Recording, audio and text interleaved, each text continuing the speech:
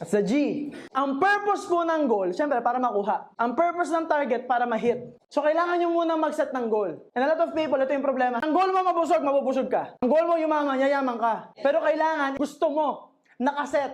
Pero yung journey mo towards the goal, it will make you grow. Doon ka gagaling, doon ka matututo. Kaya sineset yung goal para matuto ka, para pagdating ng success, kaya mo i-handle. Success is always looking for a place to stay. Success doesn't stay with people na walang tamang ugali. Pansinin nyo, meron dito, lagi rin naloloko. Yung mga nanloko, hanggang ngayon mahirap. So it's not the money. Walang nagiging successful sa panloloko. Kaya nga tayo sikat sa marketplace eh. Pero syempre, ikaw, dapat ang goal mo, makatulong. Ang goal mo, tulungan yung katabi mo. Ang goal mo, pagtingin mo sa katabi mo, magiging milyonaryo rin to kagaya ko.